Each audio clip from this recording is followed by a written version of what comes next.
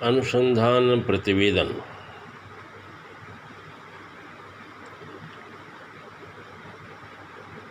अनुसंधान करते समय सबसे महत्वपूर्ण घटक शीर्षक का चयन होता है, जो अनुसंधान का निश्चित रूप से आत्मा है। हमारा संपूर्ण अनुसंधान विषय के आसपास घूमना चाहिए। अनुसंधान के साथ परिकल्पना का अपना एक महत्व है। परिकल्पना के बाद हमें देखना होगा कि शोध प्रविधि क्या हो, रिसर्च मेथोडोलॉजी क्या हो, और इसके साथ हमें यह भी देखना होगा कि समंकों के संकलन की कौन सी प्रविधि प्राथमिक समंक या द्वितीय समंक, और समंकों के लिए क्वेश्चनायर प्रश्नावली तैयार करना, समंकों का विश्लेषण करना, और इस प्रकार निष्कर्ष तक पहुंचना। यह कार्य संपादित होने के बाद सबसे महत्वपूर्ण होता है कि हम अध्याय का विभाजन करें, और अध्याय के विभाजन और इन तमाम शोध प्रक्रिया में विशेषज्ञों की सलाह भी लेते रहें। कई बार शोध करते समय बीच बीच में विशेषज्ञों की सलाह लेने से नए प्रविधियों का ज्ञान भी होता है, और उन तकनीकों का प्रयोग करने से परिकल्पना और विषय के परिधि के तहत कार्य करने में हमें सुगमता होती है। कई बार एक छोटी सी त्रुटि शोध की दिशा और दशा को बदल देती है। अतः निश्चय अन्य शोध का अध्ययन प्रारंभ में करने से हमें यह ज्ञान अवश्य होता है कि हमें किस प्रविधि के तहत कार्य करना होगा।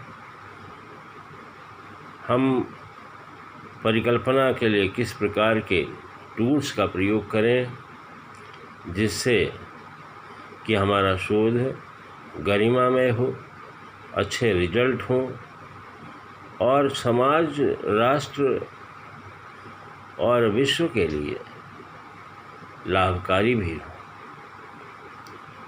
इस तरह से एक अनुसंधानकर्ता का यह परम धर्म है कि अपने विषय की आत्मा में रहते हुए परिकल्पना को सिद्ध करने के लिए उचित तकनीक का प्रयोग और अध्याय का समुचित विभाजन करें। ऐसा होने से हमें अपने विषय की गहराई तक जाने का अवसर प्राप्त होता है, और इन तमाम बातों को एक निश्चित सीमा में बांधना अनुसंधान प्रतिवेदन का एक मूल भाव है। अनुसंधान प्रतिवेदन तैयार होने से हम अध्याय विभाजन के द्वारा शीर्षक की सीमा में रहते हुए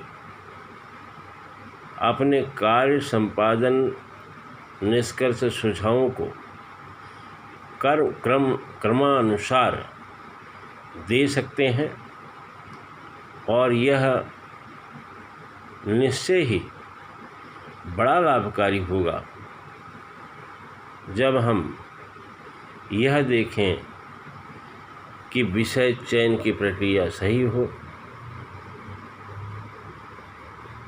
सैम्पलिंग सही हो, उसके मेथोडोलॉजी भी हम लिखें, हमने कौन कौन सी प्रविधियों का चयन किया है ये भी प्रतिवेदन लेखन में आना चाहिए। समंकों के संकलन में प्राथमिक द्वितीयक समंकों का हमने साक्षात्कार या अन्य विधियों से कैसे इकट्ठा किया है, क्वेश्चनर क्या था, उसका हम सारणीयन और विश्लेषण करते समय हमेशा अपने विषय की आत्मा को ध्यान में रखते हुए और यह भी ध्यान में रखते हुए कि संपूर्ण बातें हमारे प्रतिवेदन लेखन में आएं और इस तरीके से हम अंततः निष्कर्ष तक पहुँचें। और निष्कर्ष पहुँचने के पूर्व हम यह परीक्षण अवश्य करें कि हमने जो परिकल्पना की है वो परिकल्पना सही सिद्ध हुई है या परिकल्पना जो हमने की थी वो ऋणात्मक है, और उसके आधार पर हम निष्कर्ष प्राप्त करें, निष्कर्ष का भी लेखन करें और इस तरीके से विभिन्न अध्यायों के विभाजन को प्रतिवेदन में लिखते हुए अंत में अपना सुझाव भी दें। यहाँ यह बात ध्यान देने की ज़रूरत है कि हमने जिन भी संदर्भ ग्रंथों का अध्ययन किया है या जिन भी पूर्व शोध का हमने चिंतन किया है, मनन किया है, अध्ययन किया है, उनका उल्लेख, उनका विवरण आना चाहिए।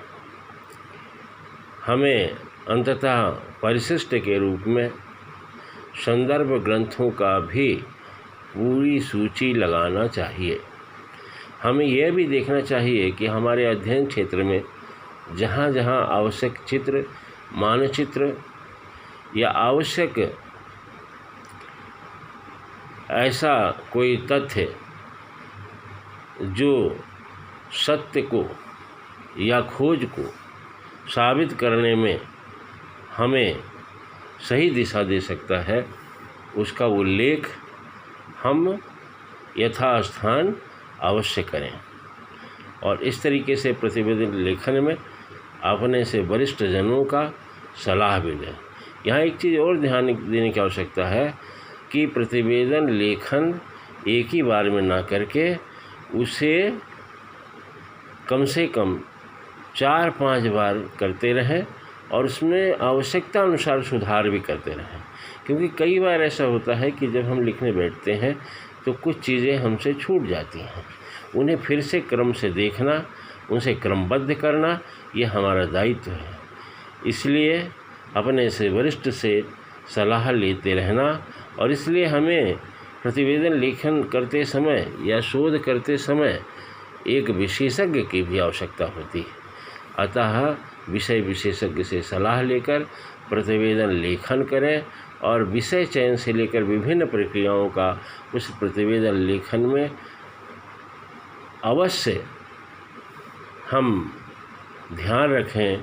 अगर हम ऐसा कर पाएंगे तो निश्चित ही हमारा प्रतिवेदन अच्छा होगा, वह विषय की गहराई तक जाएगा, विषय की आत्मा को समाहित किया हुआ होगा और अंततोगत्वा ऐसा प्रतिवेदन केवल आपके शोध के लिए महत्वपूर्ण नहीं होगा, परंतु वह राष्ट्र और विश्व के कल्याण में ऐसा शोध और ऐसा प्रतिवेदन लाभकारी सिद्ध होगा।